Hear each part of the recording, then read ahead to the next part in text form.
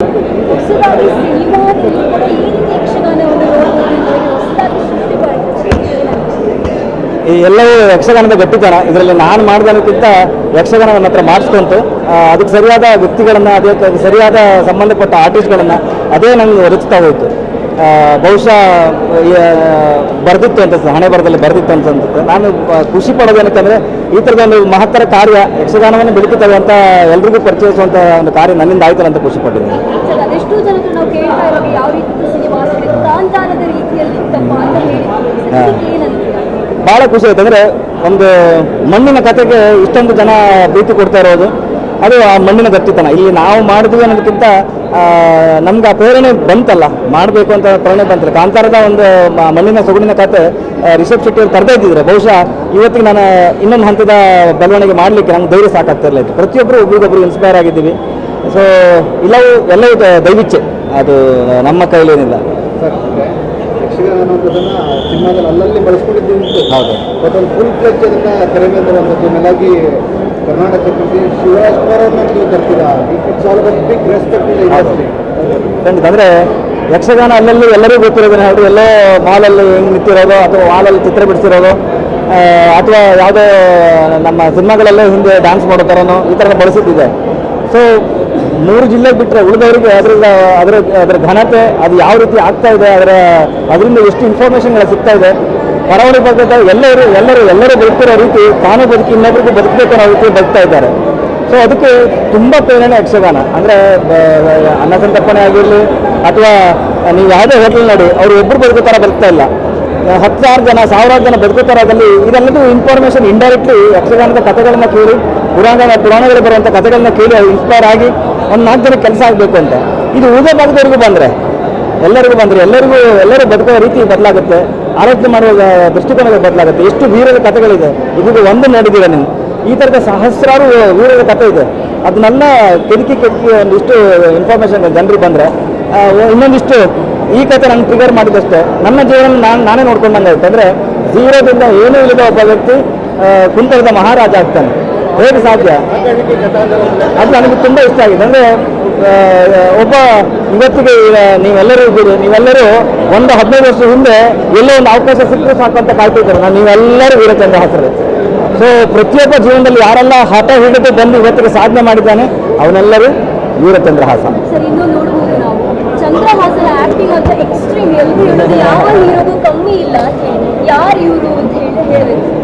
ಯಕ್ಷಗಾನದಲ್ಲಿ 4ನೇ ವರ್ಷಕ್ಕೆ ಏನು ವೇಷ ಹಾಕಿ ಎಲ್ಲ ಕ್ಯಾರೆಕ್ಟರ್ಗಳು ಎಲ್ಲರೂ ಅಂದರೆ ಚಿಕ್ಕ ವಯಸ್ಸಿನಲ್ಲಿ ಯಕ್ಷಗಾನದಲ್ಲಿ ಪಳಗಿ ಅದನ್ನು ಏನೋ ನಿದ್ರೆ ಕಣ್ಣಲ್ಲಿ ಎದ್ರು ಆ ಮಾತುಗಳನ್ನ ಆಡುವಂಥ ಕೆಪಾಸಿಟಿ ಇರೋರು. ಸೊ ಇವರೆಲ್ಲರ ಸಪೋರ್ಟ್ ಅಂದರೆ ಪ್ರಸನ್ನ ಅವರಾಗೆ ಆಗಿರಲಿ, ದುಷ್ಟಬುದ್ಧಿ ಮಾಡಿದವರಾಗಲಿ, ಪ್ರತಿಯೊಬ್ಬರು ಬಂದಿದ್ರಲ್ಲ ವಿಷಯ. ಸೊ ಇಲ್ಲಿ ಇಬ್ಬರು ಪರಿಚಯ ಮಾಡಬೇಕು ಬನ್ನಿ.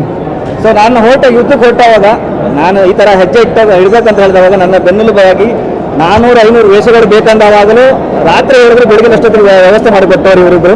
ನವೀನ್ ಶೆಟ್ಟಿ ಐರ್ಬೈಲ್, ನಾಗರಾಜ ಶೆಟ್ಟಿ ನೈಲ್ಕಮಡಿ. ಬಹುಶಃ ಇವರಿಬ್ಬರು ಇಲ್ದಿದ್ದರೆ ಈ ಸಾಧನೆ ನಾನು ಏನು ಮಾಡ್ತಾ ಇದ್ದೆ ನಾನು ಕನಸು ಕಾಣ್ಬೋದು. ಬಟ್ ಅದನ್ನು ವ್ಯವಸ್ಥಿತಕ್ಕೆ ಅಷ್ಟು ಜನ ವೇಷಗಾರಿಕೆಗಳನ್ನ ಇಡೀ ಕರ್ನಾಟಕದಲ್ಲಿ ಇರೋರನ್ನೆಲ್ಲರನ್ನು ಹುಡುಕಿ ಅದು ಬೆಂಗಳೂರು ನಗರಕ್ಕೆ ತಗೊಬಂದು ಅವರಿಗೆ ವ್ಯವಸ್ಥೆಗಳನ್ನೆಲ್ಲ ಮಾಡಿ 500 ವೇಷಗಳನ್ನು ಬಳಸಿದ್ವಿ. 500 ವೇಷಕ್ಕೆ 1000 ಜನ ಕ್ರೂ ಬೇಕಾಗಿತ್ತು. ಅಷ್ಟು ಜನರನ್ನ ವ್ಯವಸ್ಥೆ ಮಾಡಿ ಇದೆಲ್ಲದೂ ಇಲ್ಲಿ ತನಕನೂ ನಮ್ಮ ಜೊತೆಗೆ ಬೆನ್ನೆಲುಬಾಗಿ ನಿಂತವ್ರು ಇವರಿಬ್ಬರು. ಈ ಥರ ನಮ್ಮ ಟೋಟಲ್ ಟೀಮು ಹಗಲು ರಾತ್ರಿ ಅಂತ ನಾವು ಪಟ್ಟಂಥ ಕಷ್ಟ ಇವತ್ತು ಖುಷಿ ಕೊಡ್ತಾ ಇದೆ. ಒಂದು ಕಲೆಗೆ ನಮ್ಮ ಕಡೆಯಿಂದ ಏನು ಋಣ ತೀರಿಸುವಂತ ಇತ್ತು, ಅದರಲ್ಲಿ ಒಂದು 2% ತೀರಿಸಿದಂಥ ಒಂದು ಆತ್ಮತೃಪ್ತಿ. ನೀವೆಲ್ಲರೂ ನೋಡಿ ಖುಷಿ ಆಯ್ತಲ್ಲ, ನಮ್ಗೆ ಅದೇ ಸಾಕು. ಪಾರ್ಟ್ 2 ಇದೆ ಅಂತ ಹೇಳಿ ಪಾರ್ಟ್ 1 ಅಲ್ಲಿ ಶಿವಣ್ಣ ಇದ್ರು, ಪಾರ್ಟ್ 2 ಅಲ್ಲಿ ಯಾರು ಇದ್ದಾರೆ ಸರ್? ಶಿವಣ್ಣ ಸೊ ಪಾರ್ಟ್ 2 ನಿಮಗೆ ಹಿಂಟ್ ಕೊಟ್ಟಿದ್ದೇನೆ ಹೇಳಿದ್ರೆ ಅದರಲ್ಲಿ ಎಷ್ಟೊಂದು ಕಥೆಗಳಿದೆ. ಬಹುಶಃ ಇನ್ನೊಂದು ರೂಪ ರೇಷೆ ತಗೊಂಡ್ರೆ ಈ ಥರದ ಕಥೆಗಳು ಇನ್ನೊಂದಿಷ್ಟು ಜನರಿಗೆ ಮಾದರಿ ಆಗ್ಬೋದು, ಇನ್ನೊಂದಿಷ್ಟು ಐ ಓಪನ್ ಅವರ ಟಾಪಿಕ್ಗಳು ಜನರಿಗೆ ಸಿಗ್ಬೋದು, ಎಂಟರ್ಟೈನ್ಮೆಂಟ್ ಸಿಗ್ಬೋದು ಅಂತ ಉದ್ದೇಶಕ್ಕೆ ಅದರಲ್ಲಿ ಇನ್ನೂ ಕಥೆಗಳಿದೆ. ಇನ್ನೂ ಹಿಂದಿನ ಕಥೆಗಳಿದೆ, ಮಧ್ಯದ ಕಥೆಗಳಿದೆ. ಸುಬುದ್ಧಿ ಮಹಾರಾಜರ ಕಥೆಗಳನ್ನು ನಾವು ತೋರಿಸಲಿಲ್ಲ ನಿಮಗೆ, ಮಹಾರಾಜನ ಕಥೆಗೆ ತೋರಿಸಲಿಲ್ಲ. ಸೊ ಕೈರಾಳಿ ದೇಶದ ಕಥೆ ತೋರಿಸಲಿಲ್ಲ, ಚಂದ್ರಹಾಸನ ಬಾಲ್ಯ ತೋರಿಸಲಿಲ್ಲ, ಚಂದ್ರಹಾಸನ ವೀರ ಕಥೆ ತೋರಿಸಲಿಲ್ಲ. ಸೊ ಇದೀಗ ಶುರು ಅಷ್ಟೇ. ಶೀಘ್ರದಲ್ಲೇ ಬರುತ್ತೆ. ಪಾರ್ಟ್ 6 ತನಕ ಇರುತ್ತೆ. ಭಗವಂತ ನಡೆಸಿದ್ರೆ ಏನಾಗಬೇಕು, ಆಗ್ಬಾರ್ದಂತ ಏನಿದೆ. ಖಂಡಿತ ಅದು ಭಾಳ ಖುಷಿ ಆಯ್ತು ನಮ್ಗೆ. ಅಂದರೆ ಈಗ ನನ್ನ ಎಲ್ಲ ಸಿನಿಮಾಗಳಿಗೂ ನನ್ನ ಸಂಗೀತ ನಿರ್ದೇಶನದ ಎಲ್ಲ ಸಿನಿಮಾಗಳಲ್ಲೂ ಪ್ರತಿ ದಿವಸ ಫಸ್ಟ್ ಶೋ ಆದಮೇಲೆ ನಾನು ಫೋನ್ ಇಟ್ಕೊಂಡು ಕೂತ್ಕೊಳ್ತಾ ಇದ್ದೆ, ಅಪ್ಪು ಸರ್ ಕಾಲ್ ಬರುತ್ತೆ ಈಗ ಮಾತಾಡಬೇಕು ಅಂತ. So today I am sorry.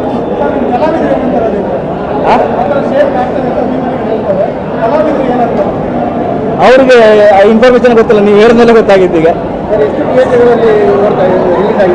60 ಸಿನಿಮಾಕ್ಕೆ 60 ಥಿಯೇಟ್ರಿಗೆ ನಾವೀಗ ಫಿಕ್ಸ್ ಮಾಡಿದ್ದೀವಿ. ಇದು ಮುಂದೆ ಭಗವಂತ ನಡೆಸಿ ಫ್ಲೋ ನೋಡ್ಕೊಂಡು.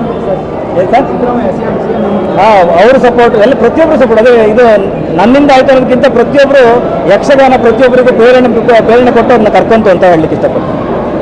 Thank you very much.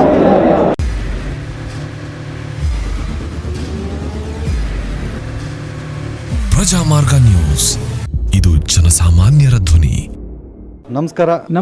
ನೀವು ನೋಡ್ತಾ ಇದ್ದೀರಾ ಪ್ರಜಾಮಾರ್ಗ ನ್ಯೂಸ್. ರಾಷ್ಟ್ರದ ರಾಜ್ಯದ ರಾಜಕೀಯದ ಬಗ್ಗೆ ಹೆಚ್ಚಿನ ಸಿನಿಮಾ ಅಪ್ಡೇಟ್ಗಳಿಗಾಗಿ ಫಸ್ಟ್ ಲೈಕ್ ಮಾಡಿ, ಸಬ್ಸ್ಕ್ರೈಬ್ ಆಗಿ, ಹಾಗೆ ಫಾಲೋ ಕೂಡ ಮಾಡಬೇಕು.